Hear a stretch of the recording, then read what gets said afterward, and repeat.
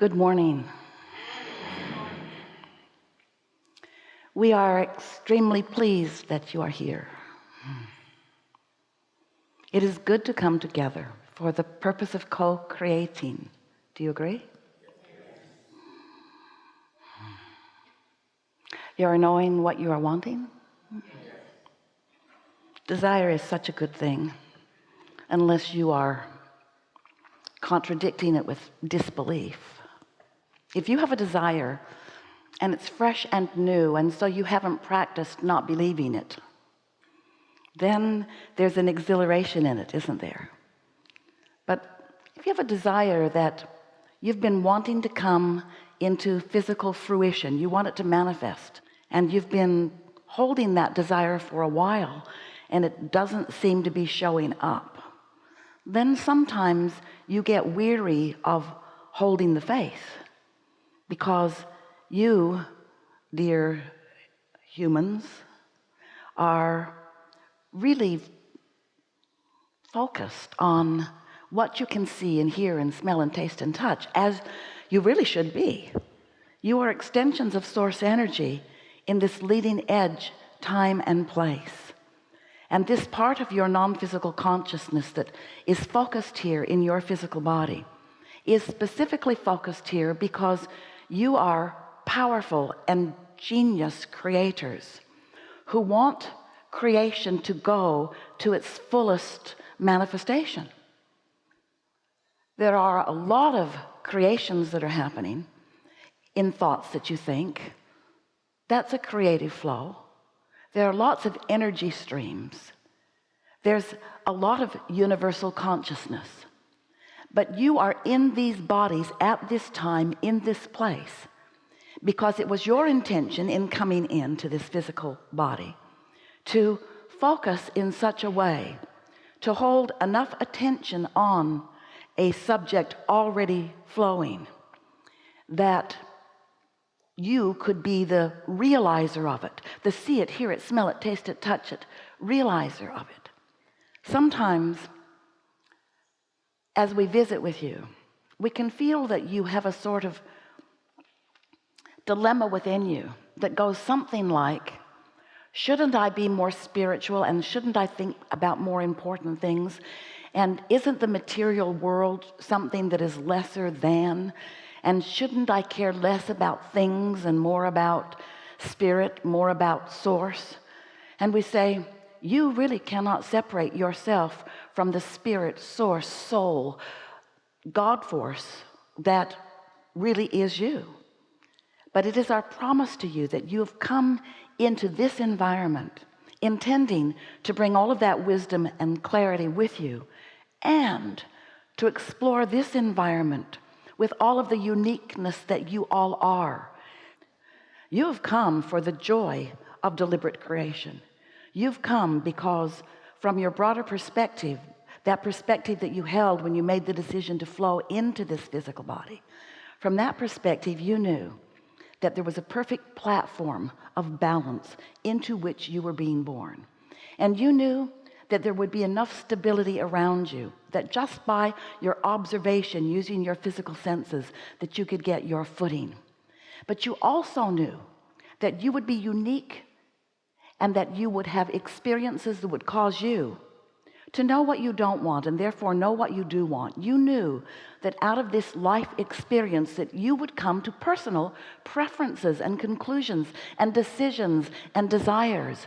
You knew that life would help you know what you would prefer, because each of you, each of us, is selfishly oriented, and by that we mean perspective of self, caring about what feels better.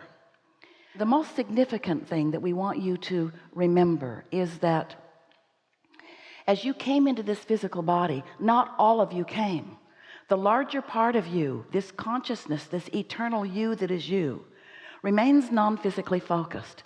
And it's so important that you know that, because what that explains is the vibrational relationship between that God source energy, non-physical part of you, and the part of you that is here focused in this physical body. And an understanding of those two perspectives is really important. It's required before you can even begin to understand why you have any emotions at all. Because your emotions are your vibrational indicator of the vibrational alignment or variance between the source within you and whatever it is you're thinking about in any moment in time. So some of you have been listening to us for a while. We know you have. And you have heard us talk about the law of attraction, how it is this universal law that manages the vibrational frequencies of all projectors of thought. And as a consciousness, that's what you are mostly. Yes, you are a clump sitting on your chair. We cannot deny that. You are a physical manifested being, but you are energy flowing all the time. And so when you begin to understand that in every waking moment you are projecting a thought, and that thought has a vibrational basis, and law of attraction is managing the vibrational basis of your thought and aligning it with the vibrational basis of other thoughts that are like it, then you begin to understand how it is that you, not somebody else, you create your own reality. And you do it because you are continually broadcasting a vibration that is being matched and met by other vibrations. And so it isn't too difficult, if you're paying attention at all, to realize that the mood or attitude that you've got going on is really reflected back to you in the things that come to you. In other words, you get what you're thinking about. You just do. So we believe that you are understanding that to a certain extent. A lot of people are talking about law of attraction, and you are beginning to understand that this is a universe that is based upon attraction, which means inclusion. There's no exclusion, no exclusion. So when you see something that you like, that you prefer, that you approve of, and you say yes to that, you're actually including in your vibration and in your point of attraction something that you do want. But when you see something that you don't like at all, and you don't want it, and you shout no at it, you're actually including in your vibration this thing that you do not want. Because this universe does not hear yes and no. It only responds to attention to a subject. So when you give your attention to something, you offer a vibrational frequency, and your output is then met by things that match it. That's why you get what you think about, whether you want it or not. So that's pretty straightforward. And we don't have to teach you much about that any more than when you were really little and you first got here, that someone took you to a gravity class. It's important that you understand about the gravity on this earth, because if you don't understand it, when you step off the porch, you might float up. Nobody had to teach you that, because gravity is consistent with you. And so is law of attraction. So we really don't have to talk too much about how you get what you think about, because there's not a shred of evidence in your life or anyone else's that says otherwise. You begin to notice, if you begin to notice the correlation between your attitude and what you've been thinking and feeling and what keeps coming back to you, law of attraction is very fair and will give you, match you with whatever your output is. But there's a piece of this law of attraction that you may not really be understanding, that may not at first feel quite that straightforward to you. And what that is that you were source energy before you came into this body, and a part of that consciousness or focus is you in this personality. So as you are sifting and sorting through life, and therefore knowing what you don't want and knowing what you do want, you're launching continual, what we've been calling rockets of desire, because they emanate from you. You project them vibrationally, and they move out ahead of you. They are desires that you haven't practiced, but they are desires that you have honed out of your experience. When someone's rude, you want them to be nicer. When you're rude, you want to be nicer. When you don't have enough of something you want it. When you have too much of something you don't want, you want the absence of it. In other words, your desires are born from your experience. So as you are launching these rockets of desires, and here's the part that most of our physical friends do not remember. You've launched these rockets of desires, and your inner being, the larger part of you, the non-physical part of you that remains non-physically focused, receives those requests from you, understands them, knows them, and becomes them vibrationally instantaneously. So there's a vibrational version of you who has become less rude, or who has become more clear, or who has become less confused, or has become more prosperous. That larger part of you has become the vibrational equivalent of each and every request that you've launched.